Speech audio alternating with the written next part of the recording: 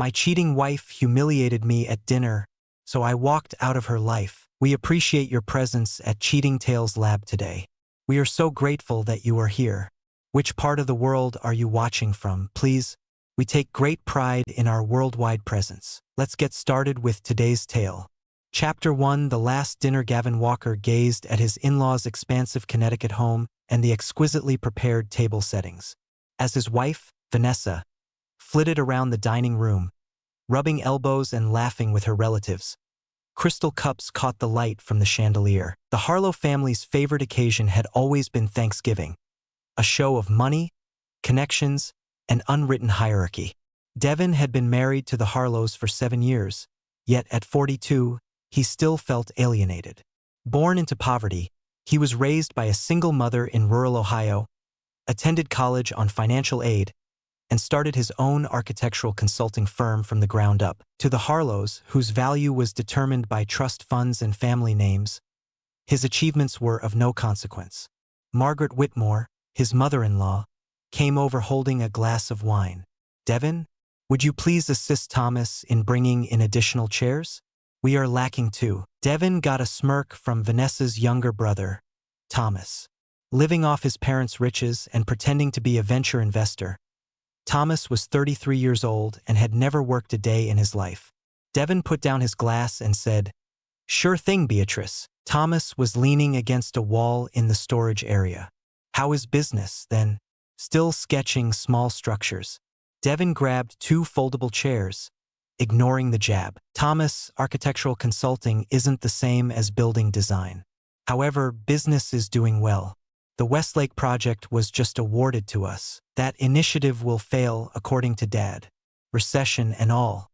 Thomas looked at his fingernails. "I suppose you would be unaware of market forecasts."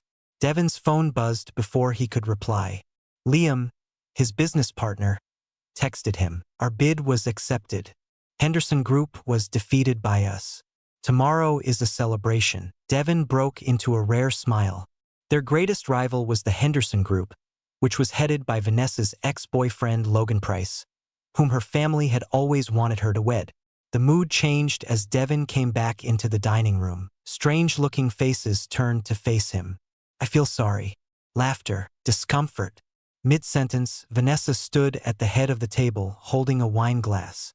These days, the success rate of dating applications is 99%, and somehow he didn't quite fit the app's success stories. She pointed right at him as she laughed. Devin stood motionless, clutching the folding chairs while the room went quiet. "Oh, sweetheart," Vanessa went on, her voice sweet with sarcastic fondness. "I was merely sharing our meet-cute with everyone. The marriage error, you know." Devin's father-in-law, William Whitmore, cleared his throat uneasily.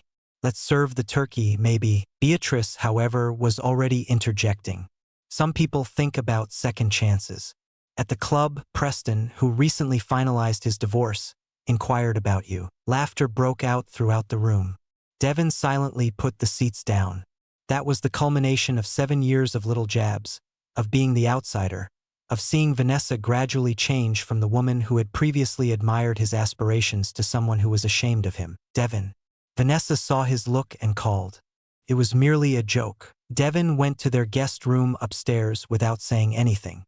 He put his wedding ring on the dresser, carefully packed his suitcase, and left through the front door. He heard Vanessa calling his name behind him and then dismissing his departure to her relatives. "Sometimes he's really sensitive. He will return." He walked away without a word, finally choosing peace over conflict. Chapter 2. Ghosts and Foundations. In downtown Boston, a city specifically selected for its separation from Connecticut and the Harlow sphere of influence, Devin sat opposite from his lawyer 3 weeks after Thanksgiving. "Are you certain of this?"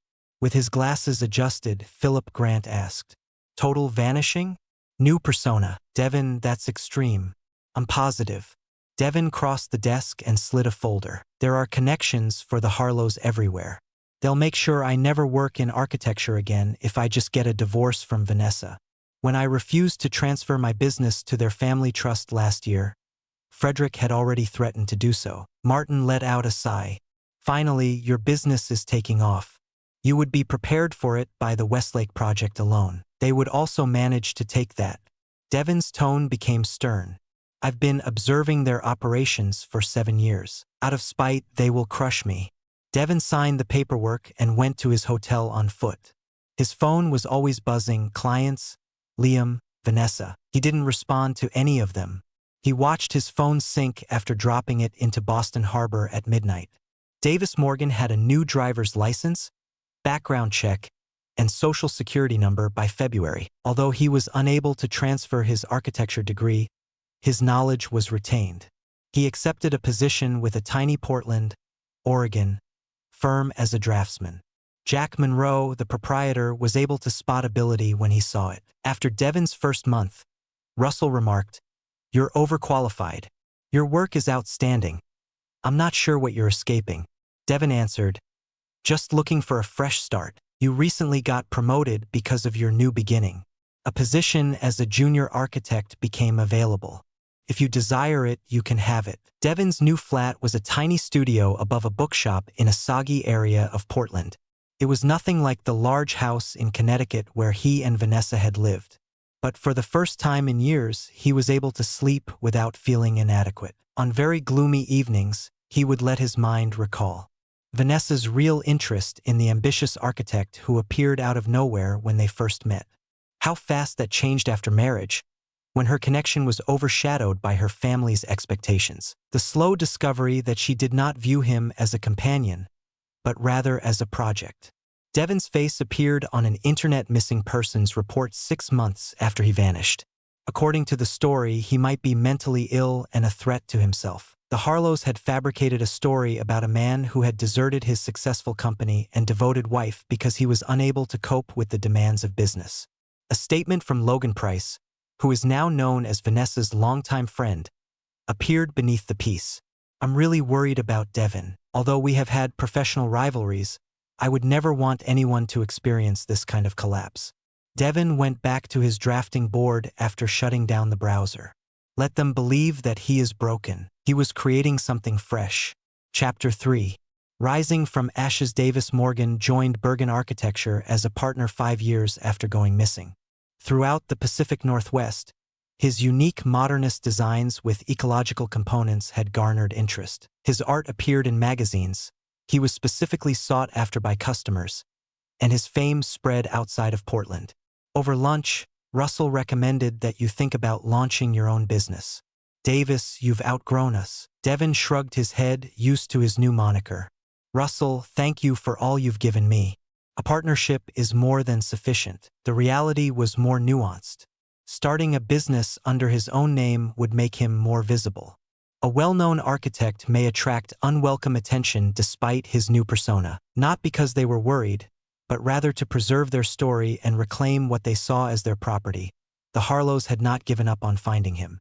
Through encrypted lines, Philip Grant, his silent accomplice in the disappearance, provided yearly reports. After 2 years, Vanessa had filed for divorce in absentia, pretending to be the wife who had been left behind. The following year, she also wed Logan Price, solidifying the Harlows' long-desired architectural empire. Caleb Whitmore, a 3-year-old boy, is their new child. Following Devin's disappearance, Liam was devastated by the Harlows' business ties and had to sell their previous company for pennies on the dollar. Devin was no longer affected by any of it. The darkness of inadequacy that had shadowed Gavin Walker had been banished from Davis Morgan's life. Devin got a strange message from Martin on the 6th anniversary of his abduction. "They have a professional investigator on staff. Exercise caution." Devin's assistant interrupted him 3 weeks later as they were going over plans for an eco-resort in Washington state. "Mr. Morgan, someone is adamant about seeing you. Sloan Maddox, a woman, claims that a private commission is at issue." To him, the name had no meaning. "Bring her in." The woman who came in wasn't a prospective customer. Thin, in her mid-30s, with sharp eyes that analyzed everything. "Morgan, Mr. or Mr. Mercer, if I may?" Devin's face stayed expressionless. "I believe you are mistaking me for someone else." On his desk, Nina set a folder. "You vanished after a Thanksgiving dinner 7 years ago. Since then, your wife has been looking for you. I have no idea what you're discussing. I've spent over 10 years in Portland." Nina grinned. "You have excellent documentation. However, facial recognition software has advanced a lot. You were featured in a design magazine last month at the Seattle Architectural Showcase. You were discovered by the algorithms. Devin reclined. What are you looking for? I was paid to locate you. I have now. She got up. Tomorrow they'll be here. I've provided them your workplace and address. And what are your expectations? Nina stopped at the entrance. Mr. Mercer, that depends on whether you're still running. To be fair, what they did to you was unacceptable. For everyone, however, 7 years is a long time. Devin stayed still after she went, gazing at the skyline of Portland. A new identity, a new life, and a new reputation were meticulously built over 7 years. One recognition algorithm, all potentially collapsing. He thought about running once again. He had backup plans, a false identity, and accounts under other names. Running, meanwhile, would need starting over from scratch. No, it was Gavin Walker's first run. Morgan Davis wouldn't. For the first time in years, he called Philip Grant that evening. They located me. I listened. Sloan Maddox does her research. What are you going to do? Get ready. Devin spoke in a soothing tone. Omega, it's time to put contingency in place. Omega. Martin's voice was alarming. That was your scenario of burnt ground. Is that truly required? Martin, they're on their way to my door. They want to regain control, but I've built something they can't touch after I've been free for 7 years. What do you recommend? There was a pause in the line. Excellent. It's Omega. I'll turn on the procedures right away. Martin, thank you. Martin murmured softly. Devin. In any case, keep in mind that seeking retribution is a journey that alters the traveler just as much as the final destination. After hanging up, Devin went to his computer. He had everything in motion before morning. The Harlows and their group would arrive to discover something much more frightening than the shattered guy they had anticipated. A man who had planned for 7 years and had nothing left to lose.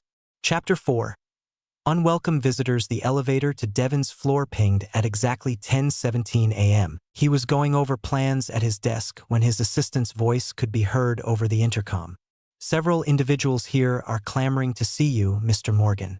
Mr. Henderson, Mrs. Henderson, and other individuals. There are no appointments for them.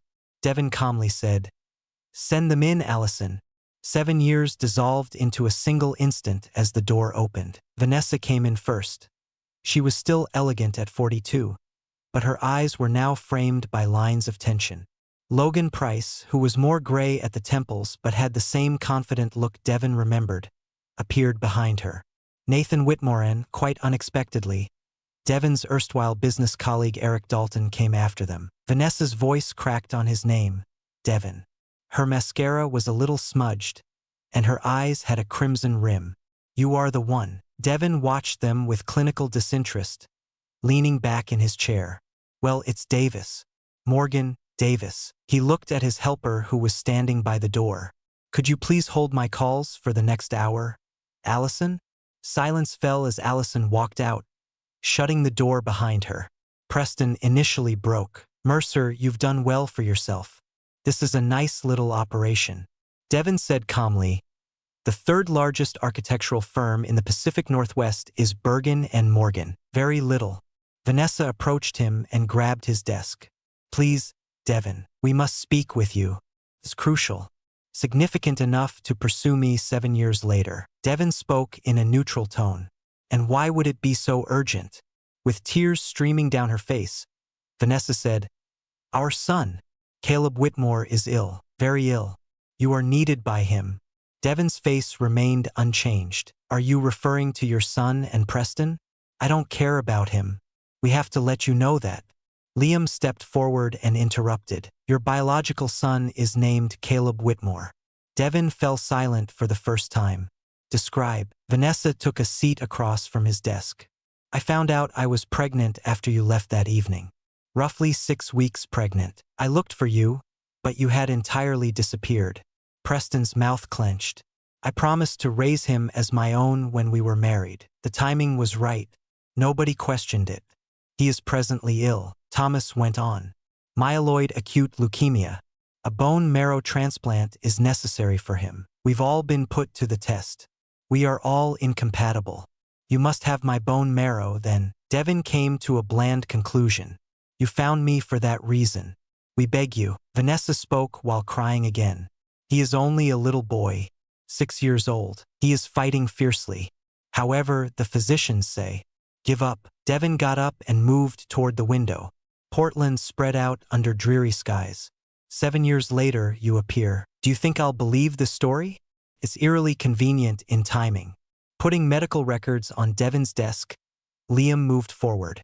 Everything is here. The diagnosis, the outcomes of the test. Caleb Whitmore's time is limited. Devin took a look at the papers. They looked real. The Harlows, however, had always been masters of deception. You brought him, but why? Devin gave Liam a nod. My ex-partner who allowed my company to fail. Liam winced. Devin, I attempted to fight them. Frederick threatened my family after you vanished. They routinely terminated our contracts, blocked our loans. The company was the only thing I had left to sell. You are currently employed at Henderson Architecture. Devin watched icily. I had to provide for my family. Liam answered, his eyes sad. Devin looked around at everyone. I want to be clear. You don't have my faith. None of you have my faith. I'll need confirmation from other sources to determine whether Caleb Whitmore is real, whether he is my biological child, and whether he is actually sick. Anything you need, we'll provide. Vanessa answered hastily. Please just return with us. Get to know him. He's running out of time. Devin said firmly, I'm not going anywhere with you. We do this my way if you want my assistance. My own medical staff will confirm everything. I'll think about donating bone marrow if and only if they validate your account. Not much more. Preston took a bold move forward. Pay attention, Mercer. There is no negotiation here. The youngster is dying. If you... Henderson, if I what? Devin's voice fell perilously. Recall that I once disappeared. I'm capable of doing it once more. This time, not even your sophisticated algorithms will be able to locate me. Let's keep them quiet. Devin went on now. DNA samples will be provided by you to verify paternity. You will allow my medical team to perform independent testing and provide them complete access to Caleb Whitmore's information. You won't try to get in touch with me beyond the boundaries I set. And if we concur? Thomas inquired. I'll think about assisting the boy after that. Devin went back to his workstation. Not for any of you. For a helpless child who never requested to enter your family. Vanessa stood, gathering her thoughts. We'll comply with your request. Don't take too long, please. Caleb Whitmore's time is limited. Devin buzzed to his helper. My visitors are going out, Allison. Show them out, please. Vanessa turned back as they poured toward the door. Devin, I apologize. For everything. Thanksgiving evening. I didn't mean to. Vanessa, goodbye. Devin interrupted her, ignoring them all as he focused on his computer. Devin sat still after they had gone. His flawless composure was on the verge of breaking. His son, perhaps, dying. All of this could be a complex trap. Such deception was undoubtedly within the Harlow's power. If it were true, however, he grabbed his phone and dialed. I need you in Portland right now, Martin. Don't forget to bring Dr. Sanjay along. We are in a predicament. Chapter 5. Blood ties. 3 days later, Devin sat with Dr. Naomi Patel, a medical expert who had once saved Philip Grante's life and owed him a debt of secrecy. In a private room at Portland Memorial Hospital, going over test findings, Dr. Sanjay pointed to the highlighted portions and affirmed that the paternity test is conclusive. You have a 99.99% chance of being Caleb Whitmore's biological father. What about his health? Devin inquired in a deliberately bland tone. The look on Dr. Sanjay's face darkened. The diagnosis is correct. Aggressive varieties of acute myeloid leukemia. He has received chemotherapy twice with little improvement. His best chance of survival is a bone marrow transplant. I'm a match, too. A 9 out of 10 HLA match, according to preliminary testing, is ideal for a parent-child bond. Though not flawless, it shows great promise. At last, Philip Grante, who was seated quietly in the corner, spoke. Devin, they're telling the truth. The youngster is really your son, and he is really sick. Devin got up and paced the little space. After 7 years, the meticulously built walls were in danger of collapsing. His one possible weakness, a child he was unaware of, had been discovered by the Harlows. What if this is only the first step? Devin pondered out loud. After I save the boy and provide them bone marrow, they utilize him to permanently reintegrate me into their society. That's a real possibility, Martin said. Without a variety of angles, the Harlows are useless. Devin made the snap decision. I want to see him, not with them around. Only the boy. Sanjay, the doctor, nodded. I can make that happen. He's in Hartford at Connecticut Children's. I may bring you in as a consulting physician and transfer privileges. Take action. Devin was wearing a white doctor's coat and wearing an ID badge that identified him as Dr. Davis Morgan when he appeared outside a hospital room in Hartford, Connecticut, 2 days later.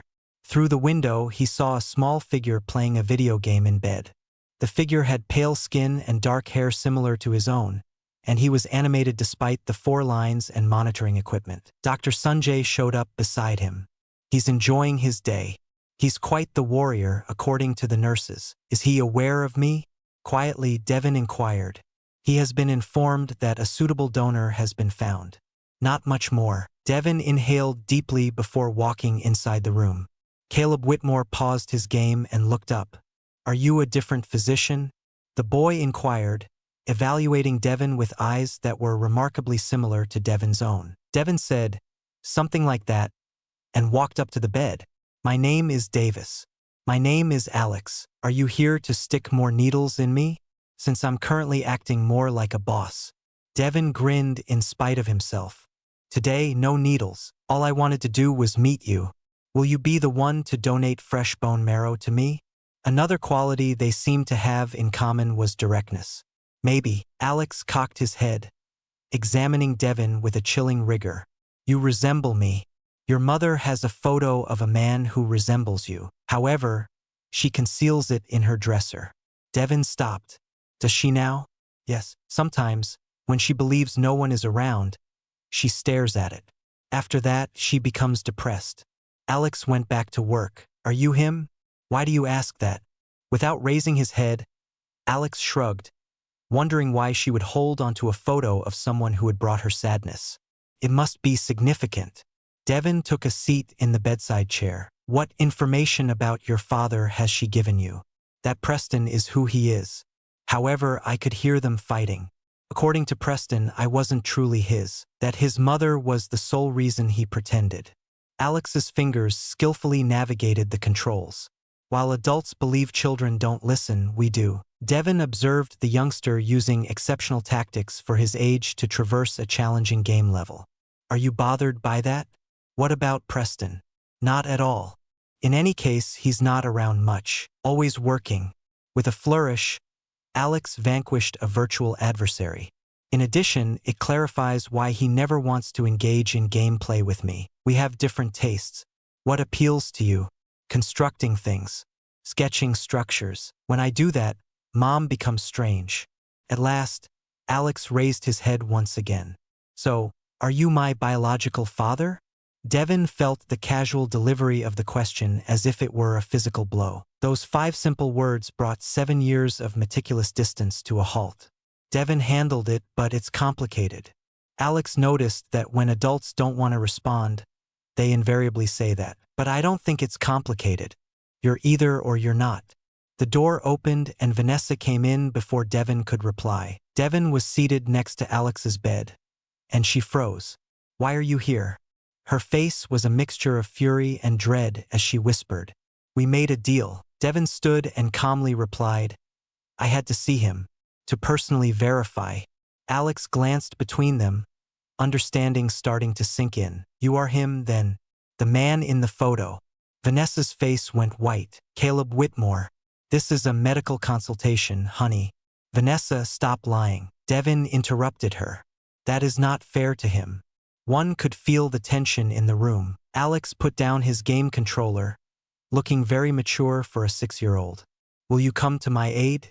He questioned Devin directly. Devin said without hesitation, yes, your donor will be me. Thank you. The boy's words were straightforward. Then, with the perseverance that only kids have, he picked up his controller once more and went back to his game. Outside in the hallway, Devin was confronted by Vanessa. Without telling us, you had no right to come here. Devon said icily. I had every right. He is my son. You kept it a secret for 7 years. I looked for you. Vanessa gave a hiss. You just vanished, and you let another man to take him when you were unable to locate me. Devon had a steely voice. Tell me, Vanessa, would you ever have told Caleb Whitmore the truth if he hadn't become ill? Would you have searched for me once more? Vanessa's quiet was sufficient response. Devon said, I'll donate the bone marrow. Here, under the guidance of Dr. Sanjay, the procedure will take place.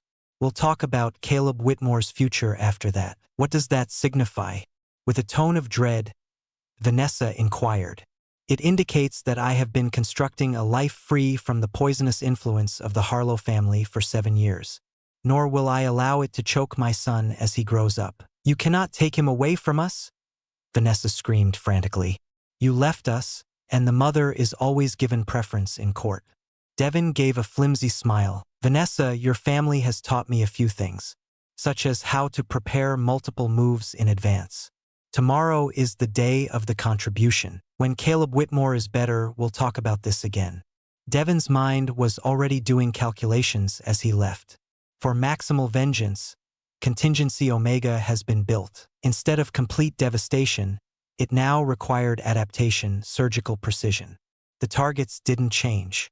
However, there was now an innocent person to keep safe. That evening, Devon called Martin at his hotel room. I require all of your information regarding Logan Price's company operations. Each permit, each client, each project. Compiled already, Martin said. The Harlows, what about them? Everything. Frederick's money matters. Beatrice's charitable endeavors. Thomas's pursuits. I want everything. Vanessa, too? Devon stopped and glanced at his phone, which now had an image of Caleb Whitmore as the background. Find me Connecticut's top custody lawyers. Cost is irrelevant. Everything is altered by this. You know, Martin said, you intended to vanish once more after administering justice. Devon responded, when children are involved, plans change. I will not desert him twice. Chapter 6. Shadows of the past. The process of donating bone marrow went smoothly. A surprise guest showed up in Devon's hospital room as he was recuperating. His former business partner, Eric Dalton. You were awake, according to the nurse. Liam, standing in the doorway, muttered clumsily. May I enter? Devon pointed to his bedside chair. I didn't expect to see you at all. Liam sat with a discomfited expression on his face. I had to speak with you. Keep the Harlows at bay. Stay away from Preston. What is it about? About the actual events that followed your disappearance. Liam bent over. Devon, they did more than just ruin our business. I was ruined by them, ensured that I would never again work on my own. Devon said icily, so you joined Henderson Architecture. There was nothing I could do. My spouse was expecting twins. Preston made me an offer, but there was a catch. All of our previous intellectual property had to be turned over by me. Devon recognized our designs. The project at Westlake. Liam gave a pitiful nod. Everything we created was credited to Henderson Architecture, both the geothermal integration and the sustainable water systems. Their recent work appeared familiar because of this. Devon looked at his ex-partner. You told me this now, but why? Because I'm sick of being ruled by them. Liam took a flash disk out. This includes Henderson Architecture internal documents, financial documents, correspondence with clients, and thefts of designs. Not only from us, but also from other companies. Devon drove. With this, what do you want me to do? Anything you desire. I no longer give a damn. Liam got up. Now my children are 10. A father who can see himself in the mirror is what they deserve. You understand that you might also be implicated. I am aware. I have come to terms with that. Liam started for the door but stopped. I apologize, for what it's worth. I ought to have put up more of a fight. Devon put the drive into his laptop after Liam had left. He studied the contents for hours. A thorough history of permit bribery, design theft, corruption, and other offenses. Henderson Architecture and the Harlows, who had entwined their riches with Preston's, were to be destroyed as a result of this blueprint. However, he was bothered by something. The details were too thorough and flawless. Why would all of this be available to Liam? He would not be able to handle these financial and legal documents, even as a senior architect, unless Devin gave Martin a call. I need Eric Dalton's background checked for the previous 7 days. With whom has he met? Who's reached out to him? That night, the response arrived. Before presenting the flash drive, Liam had 3 meetings with Logan Price and 2 with William Whitmore. Devin said to himself, it's a trap. The files were authentic. His preliminary study supported that. However, accessing them would create digital traces. He would be charged with business espionage if he used this information. Could have fooled the old Devin. Davis Morgan was more aware. Caleb Whitmore, who was responding well to the transplant at first, visited Devin every day while he recovered. Devin was struck by the boy's mental acuity and resilience. Caleb Whitmore carried architectural sketches with him on one occasion. Adorable, yet displaying true spatial awareness. When I draw buildings, Mom gets upset, Caleb Whitmore told. She claims that it makes her think about things she would prefer to forget. Do you like creating them? Devin inquired. Caleb Whitmore gave an emphatic nod. Determining how things fit together is something I enjoy. Preston says I should concentrate on my business like him and that it's a waste of time. What are your thoughts? Adults, in my opinion, spend far too much time doing things they dislike. Caleb Whitmore embellished his sketch with details. What would motivate me to accomplish that? Devin grinned. A good query. Vanessa arrived by herself on the 5th day of his recuperation. She had black circles beneath her eyes and appeared worn out. Standing clumsily at the foot of Caleb Whitmore's bed, she said, "The initial results are encouraging. The physicians are hopeful. Excellent." Devin put his tablet down. Was there another thing? After hesitating, Vanessa took the visitor's chair. I'm sorry. For Thanksgiving night. For everything. Devin's voice was neutral 7 years later. Why now? Since I've had 7 years to come to terms with what I've lost. She looked him in the eyes. Devin, you were loved. But I was worn down by my family. Made me question whether our relationship was going well. Preston, too? Did he also contribute to your weariness? Vanessa turned her head away. From the start, Preston was my family's decision. Everyone found it handy when you vanished. Caleb Whitmore, that is, who you brought up to think his father was another man. She said, I thought you were gone forever. What should I have done? Devin looked at her. The woman he had once married because he loved her. Enough to put up with the ongoing dehumanization of her family. They had both changed during the past 7 years. Vanessa, what do you want? Actually, she inhaled deeply. Another chance. For us. Between them, the request lingered. Those remarks would have meant the world to him once. Eventually, Devin replied, There is no us anymore. Only Caleb Whitmore is present. He requires a family. A whole one. He possessed one, Preston and you. Until it started to get in the way. Rare rage blazed in Vanessa's eyes. It's unfair. Preston never got along with him. Devin concluded. He tried, but Caleb Whitmore wasn't his blood. The Harlow family's fixation on legacy and lineage. You have no idea how hard it is. I completely understand, Devin said. I am aware that you are here to provide protection for Caleb Whitmore, not to win my return. Your family is worried about appearances. Preston is withdrawing, and all of a sudden, locating Caleb Whitmore's biological father seems like an easy fix. Vanessa jerked to her feet. Devin, you've turned cold. I've improved my vision. There is a distinction. He took his medication once again. After Caleb Whitmore is stabilized, we'll talk about his future. I have nothing further to say to you till then. Devin called Martin again after she had gone. I require a thorough background check on Logan Price's actions within the previous 12 months. Pay attention to any financial discrepancies, possible extramarital affairs, or anything that deviates from his public image. Are you trying to find leverage? Martin inquired. No, Devin said, searching for trends. Nothing the Harlows do is ever done without careful thought. What game are they actually playing, please? Devin got a text from an unidentified number that evening. Not all of your relatives were happy with what had happened to you. A few of us wish to put things right. Meet in the hospital chapel tomorrow at 8 p.m. Come by yourself.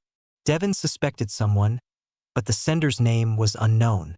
He was gathering information for his countermove when the message arrived, which was too handy. Maybe another trap, or perhaps a true ally.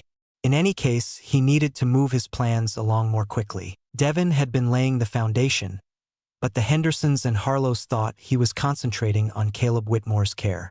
Despite being designed as a trap, the flash drive Liam sent included real information that might be used as effective ammunition if handled carefully. Devin replied to the unidentified phone, "I'll be present." He would be prepared for whatever came next. He didn't want to be a pawn in someone else's game, and the chessboard was set. He would be the player, not the piece this time. Chapter 7. Allies and enemies. Devin arrived at 7:55 p.m. to find the hospital chapel deserted. He sat where he could see both entrances clearly and waited. His former mother-in-law, Margaret Whitmore, was the last person he expected to see when the door opened at exactly 8 p.m. She settled herself in a pew across the aisle and murmured, "Thank you for coming." Even at 65, Beatrice maintained her grace, with her silver hair styled flawlessly and her regal stance. Devin answered that curiosity was more important than caution. "Beatrice, what do you want?" Her eyes were calculating as she scrutinized him. "You've evolved."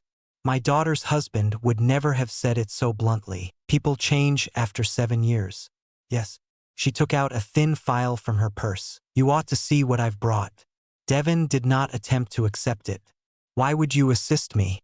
"Frederick has overreached himself." Her tone became stern. "Using my grandson, a child, as leverage. Even in our reality, there are limits. Boundaries are something your hubby has never understood." "No, he hasn't." Between them, on the pew, she set the file. "However, I do. Particularly in relation to family." Devin recognized Caleb Whitmore. "This is for his protection." Beatrice gave a nod. "The boy is another asset in Frederick's eyes. He is viewed as a burden by Preston. He is Vanessa's last surviving asset to the family. He is not regarded as a child deserving of better treatment. Aside from you, as well as you." She pointed to the document. "Accept it. It explains Frederick's actual strategy." Devin took the file carefully and opened it. Legal papers, guardianship transfers, custody agreements, and medical authorizations were all contained within. All in an effort to grant William Whitmore total authority over Caleb Whitmore, especially his inherited trust and medical decisions. With growing rage as he read, Devin said, "They're using his illness. Establishing a system in which Frederick is in charge of everything, encompassing experimental therapies." Beatrice acknowledged that her husband sees an opportunity in Caleb Whitmore's illness. The genetic composition of the boy. Half Harlow, half Mercer. Some of Frederick's research colleagues are interested. Uncommon pairings and distinct genetic indicators. Devin became horrified when she realized that he wanted to use my son as a research subject. Tissue sample and experimental procedures would be permitted by these authorizations, all for the sake of finding remedies. Beatrice ended, "Of course. Sounds very noble. Frederick's biotech ventures were extremely fruitful. Why are you displaying this to me?" Devin's voice was dangerously soft as he inquired, "Because I've been supporting that man's goals for 45 years. I've seen him offer our kids as sacrifices on the altar of legacy. I refuse to watch him treat my grandchild in the same way." Beatrice got up. "Make use of this knowledge as you see fit. Never will I give it to you." Devin called after her as she got to the door. "Beatrice, why now?" Following years of cooperation. With her back to him, she hesitated. "Because Caleb Whitmore makes me think of Thomas before he was broken by Frederick. Packed with potential and inventiveness. I was unable to save my son. You might be able to rescue yours." Devin carefully examined the materials after she had departed. They opened up fresh possibilities for his scheme and validated his worst suspicions. Frederick had other goals in mind. Caleb Whitmore was the focal point of the medical research empire he was constructing. Devin went to see Caleb Whitmore the next morning and discovered that the boy was noticeably stronger. His cheeks were colored again, and he was drawing buildings once more. Caleb Whitmore happily declared, "The doctors say your bone marrow is already working. In essence, you fixed me even though they used fancy terms." Devin sat next to the bed and said, "That's great news. How are you feeling?" Better. Not so worn out. Caleb Whitmore thrust his drawing in Devon's direction. I'm a home designer. You see? It features a garden on the roof and solar panels. Devon studied the illustration. The ideas were incredibly complex for a 6-year-old. This is remarkable. You've given sustainability some thought. According to Grandpa Frederick, that is foolish tree huggery. Caleb Whitmore told. However, I noticed your buildings on the internet. Every one of them has green items. Devon's eyebrows went up. Do you research me? Of course. I'm not stupid. I'm 6. Caleb Whitmore smiled. Morgan Davis, Bergen Architecture Partner. You create amazing structures. Devon felt a surge of pride upon learning that Caleb Whitmore had done his study on him. Have you learned anything else? That you vanished under a different name 7 years ago. In the photos, Mom became dejected at that point. Caleb Whitmore raised his head. What made you leave? The question's directness demanded candor. Since I was wounded, I was made to feel inadequate by your mother's relatives. Everyone gets that from Grandpa, Caleb Whitmore said. Even Mom. In particular, Mom. Logan Price stepped in the door before Devon could react. The sight of Devon made him freeze. Why are you here? Preston made a demand. Devon simply said, I'm visiting my son. Issue. Preston's mouth clenched. Beatrice, your grandmother, is in the hallway, Caleb Whitmore. She brought you something. Would you mind going to see? When Caleb Whitmore had gone, Preston shut the door behind him. Mercer, let's be clear. Bone marrow was supplied by you. We appreciate it. However, you are not his father because of it. Biology is not in agreement.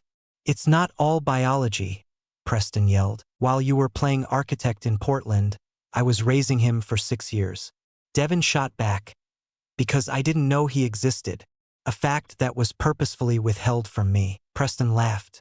Vanessa looked for you. You just vanished, and you conveniently stepped in. Devon's head cocked. Tell me, was it Frederick's idea, or yours, to marry her right away after I disappeared? Preston's face flashed with distress.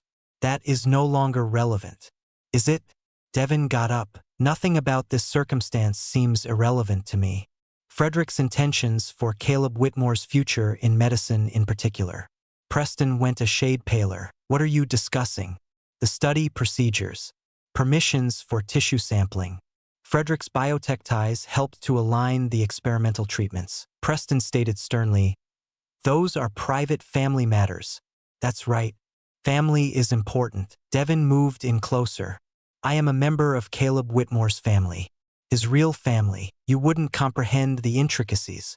I completely understand, Devon said. Frederick recognizes a unique genetic chance. You notice a weight and a reminder that you were never truly chosen by Vanessa. My youngster is being treated more like a commodity than a child anywhere in this perverse circumstance. Preston's face became stern. Watch out, Mercer. You're in over your head. Henderson, no. I'm right where I should be for the first time in 7 years. Devon made his way to the door. I have a message for Frederick. The game has evolved. Devon gave Beatrice, who was demonstrating a model construction kit to Caleb Whitmore, a kind nod as he passed by in the hallway. She looked him in the eyes for a moment, and they acknowledged one other silently. Devon met Martin and Dr. Sanjay in his hotel suite that afternoon. Martin said they set a cunning trap with Liam's flash drive. They would have had grounds for both corporate espionage charges and a restraining order prohibiting you from interacting with Caleb Whitmore if you had used that knowledge directly. Devon said, thankfully, we're smarter than that. Preston, what about him? Your assumptions were right. For the past year, he has been methodically depleting their joint accounts, establishing offshore interests, and getting ready to split from Vanessa. And Frederick's ties to biotech? Sanjay, the doctor, took over. His main investment, GeneCore Therapeutics, has been using FDA fast tracks to advance experimental protocols by classifying them as compassionate use for patients nearing the end of their lives. Devon stated bitterly, using the dying as test subjects. In essence, yes. Because of Frederick's connections, their stock value continues to rise despite their appalling success rate. Devon looked out the window, thinking, Caleb Whitmore provides Frederick with research data. Preston takes advantage of Vanessa financially before the marriage collapses. and Vanessa is left with nothing but a sick child being used as a test subject. That's pretty much it, Martin said. What is our rebuttal? Devin turned back with a determined look on his face. All of them are destroyed by us. However, we keep Vanessa and Caleb Whitmore safe. Vanessa? Startled, Martin inquired. She is Caleb Whitmore's mother after what she did, and she is just as much a victim of Frederick's schemes as anybody else. Devin's voice grew a little softer. She loves our son, but she made bad decisions. What is the strategy? Dr. Sanjay inquired. We first protect Caleb Whitmore's health. Due to potential conflicts of interest, I would like you to submit an emergency medical supervision request. Dr. Sanjay, make use of your contacts and credentials. She gave a nod. I will require documentation. It will arrive in the morning. Get in touch with the SEC's whistleblower office, Martin. With safeguards in place, we will adequately expose Gene Core and Frederick's insider trading. Preston, too? Devin's features broke into a chilly smile. I have something special for him. Speak with the investigator who located me, Sloane Maddox. For her, I have a job. Devin implemented his plan over the course of the following 3 days.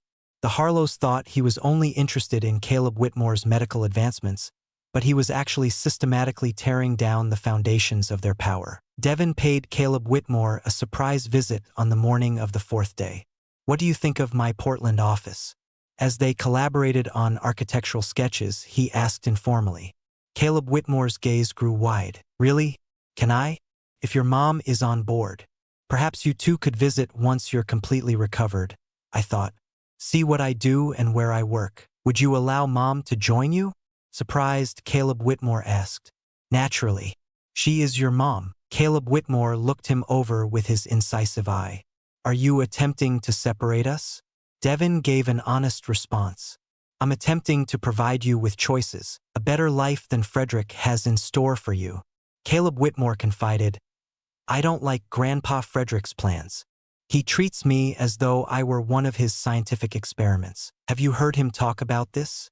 Caleb Whitmore gave a serious nod. I understand large terms even though adults don't.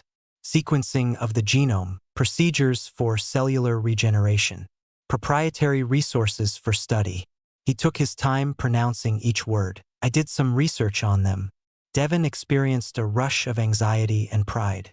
You have great resourcefulness. Mom says you're the source of that. Caleb Whitmore embellished his sketch with details. Is that accurate? Maybe. Despite this, your mother is a resourceful person in her own right. Will you assist her as well?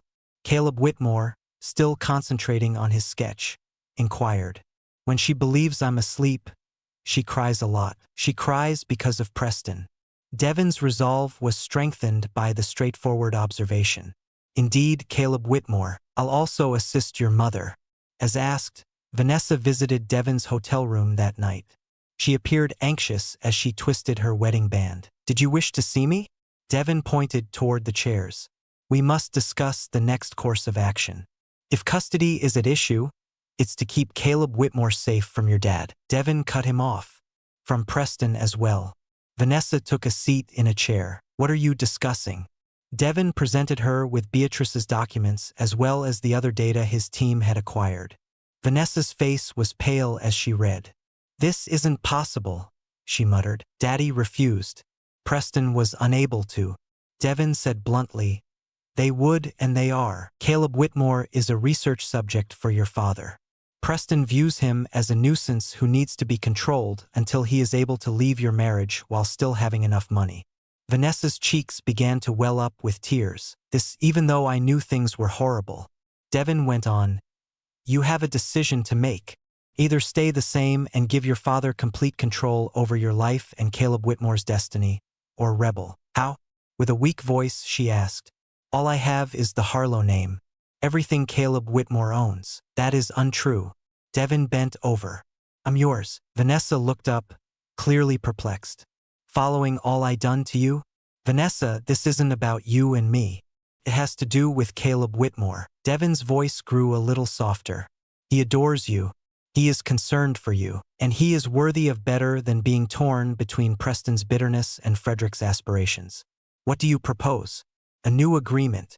Between us, Caleb Whitmore divides his time. Before Preston can carry out his scheme to collect money, you get a divorce. Frederick cannot touch the reasonable payment that my legal team will make sure you obtain. What do you gain from this too? With a mixture of distrust and optimism, Vanessa inquired. Devin, my kid, replied plainly. And the joy of seeing Frederick's meticulously planned strategies fall apart. Vanessa looked at the papers once more. What will happen to my family if I agree? To Preston? It is up to them. Devin's face became stern. I won't lie to you, though. Preston and your father have broken numerous laws and moral principles. There will be serious repercussions. Vanessa knew you were going to ruin them. Devin corrected him. I'm going to expose them. The authorities and their shareholders will decide what happens next. For a long time, Vanessa sat in silence. Mother instinct is at odds with years of conditioning. At last, with a look of resolve in her eyes, she raised her head. First, Caleb Whitmore, she murmured softly. Do whatever it takes to keep him safe. Devin offered his hand and nodded. So, partners in this? After hesitating, Vanessa accepted it. Partners. Chapter 8. The Architect's Retaliation. A week later, Devin watched his son pack his things while standing in the doorway of Caleb Whitmore's hospital room. Caleb Whitmore's body had absorbed the new cells with no difficulty, indicating that the bone marrow transplant had been a remarkable success. He was cleared by the doctors to be discharged with ongoing outpatient care. Are you prepared to return home? Devin inquired. Caleb Whitmore raised his head. Which house?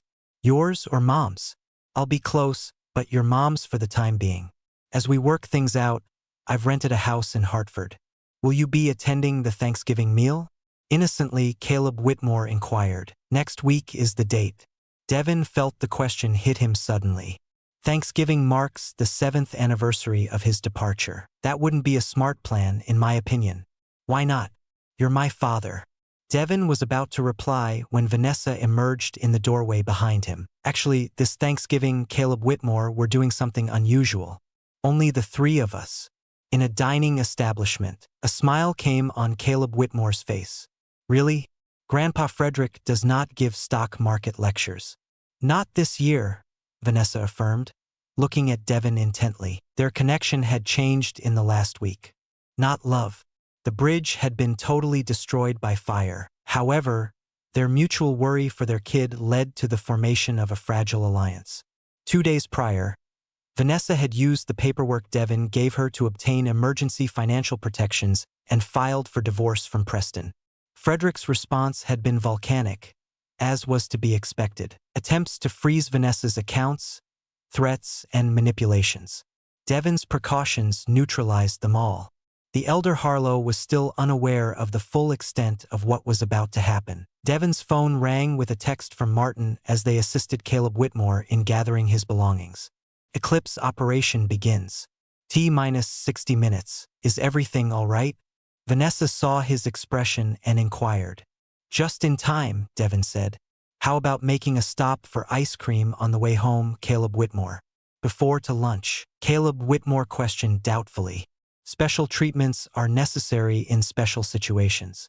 Devin noticed Sloane Maddox in the parking lot as they were leaving the hospital, and she gave him a small nod. Disgusted with what she had learned about the Harlow's plans for Caleb Whitmore, the investigator had turned into an unexpected ally. On a Tuesday morning, the family-run ice cream shop in downtown Hartford was empty. Devin's phone buzzed once more as Caleb Whitmore weighed flavors. Eclipse came on. Activate the news. Devin said softly, Vanessa, this is something you may want to see. On his tablet, he displayed a torrent of financial news. Scrolling across the bottom was the headline, shattering. Geneser Therapeutics is raided by the SEC due to allegations of insider trading. Investments in Harlow are being looked into. Vanessa quickly put her palm to her mouth. She muttered, it's happening. You succeeded. Devin answered, just as quietly. This is just the beginning. Next up is Preston. Then your dad himself. What will happen to them specifically? Financial collapse. Potential criminal prosecution. Definite civil lawsuits from the relatives of research participants and shareholders. Devin's tone was professional and cold. Frederick's dominion was founded on corruption and exploitation. I'm just making it visible. Before Vanessa could reply, Caleb Whitmore came back with his choice of ice cream. Devon's phone rang when they were seated at a table in the corner. Harlow, Frederick, shall I respond? Devon questioned Vanessa. She nodded after hesitating. Turn it on the speaker. Caleb Whitmore, why don't you check out the toppings bar, honey? Devon responded once Caleb Whitmore was out of earshot. Frederick, how unexpected. Frederick growled. You evil bastard. Are you aware of what you have done? Revealed your illicit methods for conducting medical research? Your insider trading was exposed? Or are you referring to the proof I gave the pension fund that has been funding your lifestyle that you stole their investments?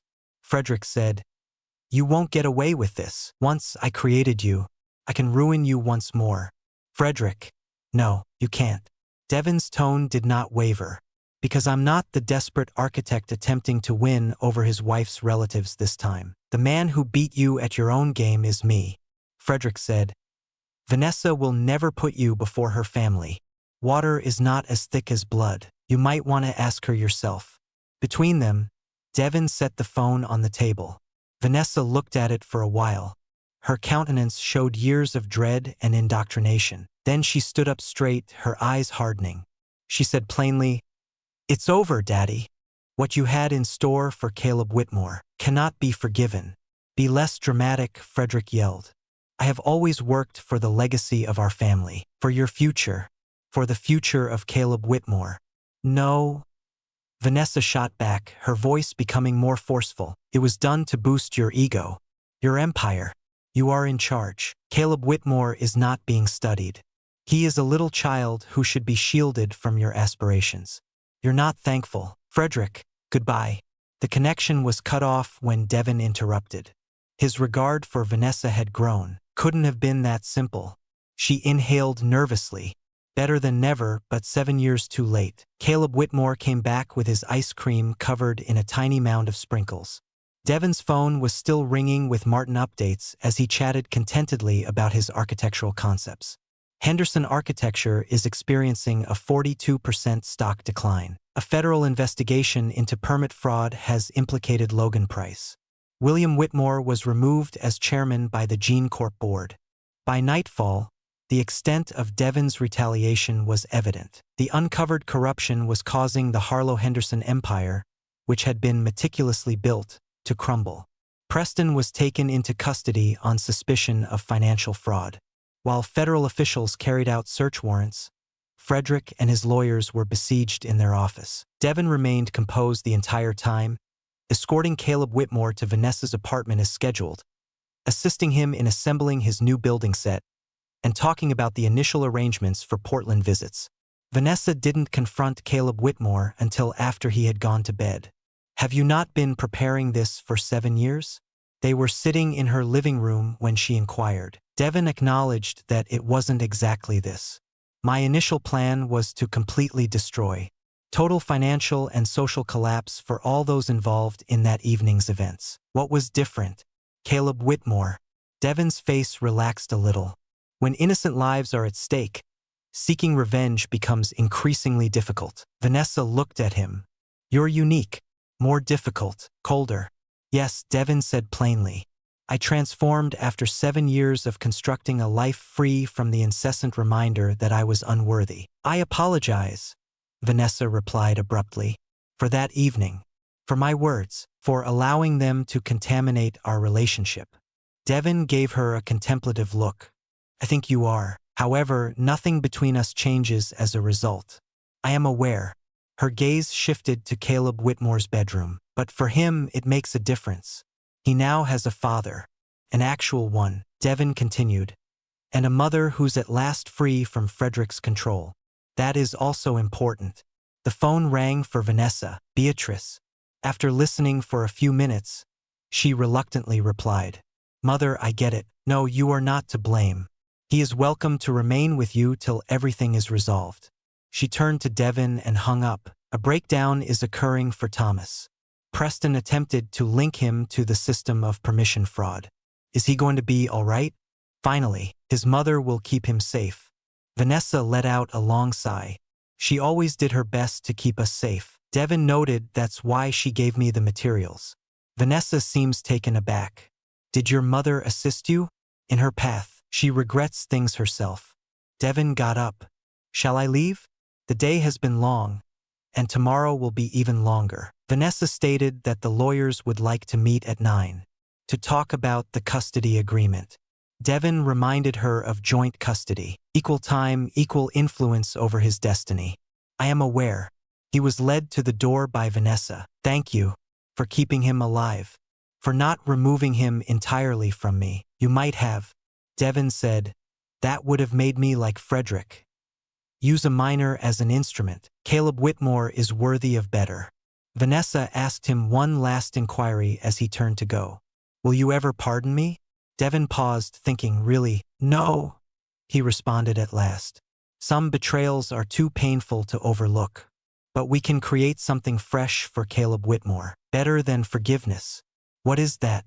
Devin replied, respect, and maybe trust in the end. Chapter 9, Foundations. 3 months later, Devin was standing with Caleb Whitmore at his side on the observation deck of Portland's highest tower.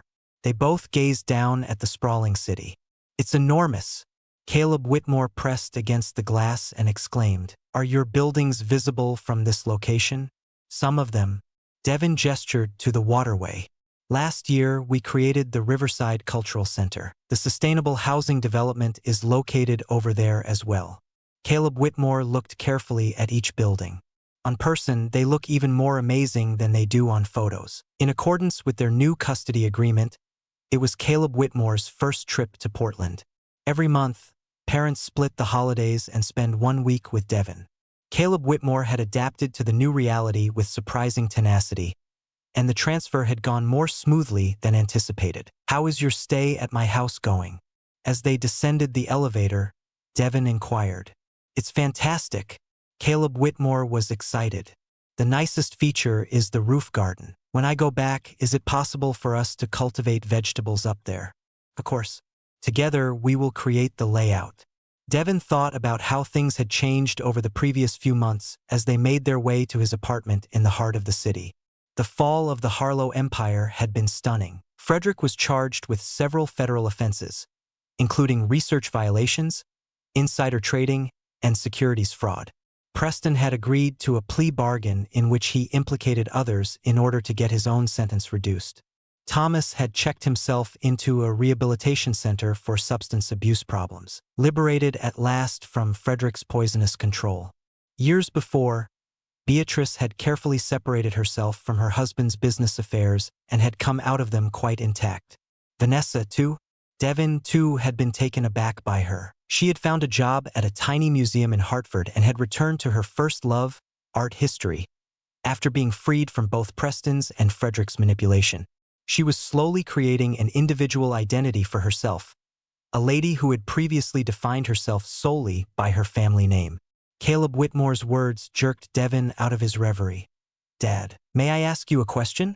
Every time Caleb Whitmore uttered the term dad, Devin was still taken aback, akin to a warm shock. Naturally. You're still upset with your mother? Because of what previously occurred. Devin gave his response considerable thought. I'm no longer angry. However, certain things are irreversible and cannot be ignored. For example, Preston apologized but didn't mean it when he broke my robot. Devin, amazed by his son's insight, said something along those lines. However, your mother and I are determined to give you our best effort. Now that's what counts. Excellent. Caleb Whitmore gave a firm nod. Since I created something for you too. During dinner preparation in Devin's apartment that night, Caleb Whitmore showed off his masterpiece, a meticulous architectural model made from materials Devin kept in his home office. It displayed 3 buildings encircled by gardens and connected by bridges. Caleb Whitmore pointed to a modernist building and said, This one's your house. This one is also Mom's. And I own the smaller one in the center. Do you see the bridges? So that I can move between them with ease. Devin was profoundly affected by the design's thoughtfulness and the way Caleb Whitmore had transformed his new reality into something lovely. Beautiful, he remarked quietly. You're a true talent. Mom says you're the source of that. Caleb Whitmore said with pride. She has a dedicated portfolio where she keeps all of my creations. Devin called Vanessa as planned to provide their nightly update after Caleb Whitmore had gone to bed. Devin said he's settling in nicely. Today, an impressive architectural model was designed. The houses that are connected? Vanessa inquired. For weeks, he has been drawing variations. You've witnessed it. Before showing it to you, he wanted it to be flawless. A pause. You motivate him. He is often talking about your buildings. Co-parents talked about their child's day, his interests, and his development as the discussion flowed naturally. They are partners in the most significant undertaking of their lives, yet they are not friends or lovers. Devin hung up and stood looking out over Portland from his balcony. He had left Connecticut 7 years ago, filled only with anger and determination. He now had a son and a future beyond retaliation, which he had never expected. The last part of his scheme had worked flawlessly. William Whitmore would probably pass away while incarcerated. Everything had been gone for Logan Price. His freedom, his company, and his reputation. Once associated with authority and power, the Harlow name now frequently appeared in headlines with terms like corruption and fraud. But the triumph didn't feel like Devin had anticipated after all those years of preparation. It's more about building than destroying. Constructing something new out of the wreckage. Martin texted him and his phone buzzed. Today, Henderson Architecture's last assets were liquidated. The transfer is finished. Everything they took from you is now yours. Devin grinned icily. The ultimate irony. All of Preston's stolen designs and inventions were back in his possession, along with the esteemed clientele that was cultivated from that pilfered labor.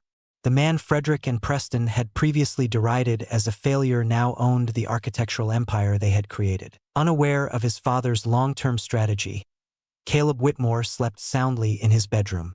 Maybe Devin will explain it all when he was older. Or maybe not. Not all legacies were worthwhile. They would meet with Russell Bergen tomorrow to talk about the company's growth. Caleb Whitmore would go back to Hartford the next month to see his mother and his school. The pattern would go on. He had 2 homes and 2 parents who were dedicated to his welfare, if not to one another. It wasn't pardon. Gavin Walker didn't believe in forgiveness. He was now legally Davis Morgan once more. Something was irreparably damaged between them on Thanksgiving night when Vanessa labeled him the marriage mistake and laughed. However, something unexpected had developed from that fracture. Not reconciliation, not pardoning, but maybe something more robust. A basis based on harsh realities as opposed to cozy fabrications. Devin silently promised the sleeping boy down the hall as Portland's lights flickered below. This would be the end of the cycle. Caleb Whitmore would not be touched by the resentment that had characterized the Harlow legacy. Only his strength, fortitude, and ability to create rather than destroy would be passed down to him. Devin's real retaliation would be that, being the father of a son who would never grow up to be the man William Whitmore had been. A son who would not burn bridges, but build them. And maybe there was a kind of atonement there that neither Devin nor Vanessa had expected, for the future they had built together, not for themselves. This marks the conclusion of our story. Leave a comment below with your opinions. I appreciate your time. Please subscribe to this channel if you like this narrative. I'll see you there when you click on the video that appears on the screen.